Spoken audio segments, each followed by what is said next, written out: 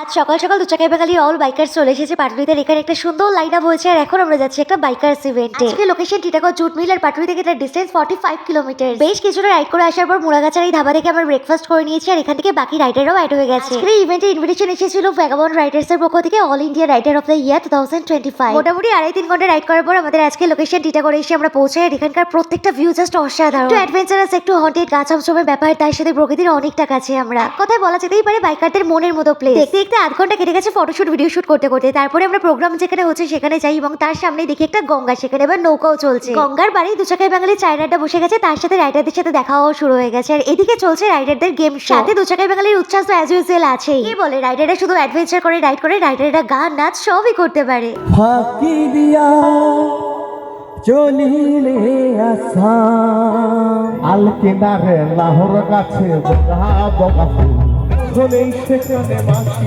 কত ভাসি মনে করে আসামে যাব হজে। এখন চলছে দুচাকাই বাঙালির ফেলিসিটেশন পর্ব। দু জায়গায় বাঙালি রয়েছে আমাদের সঙ্গে এখন।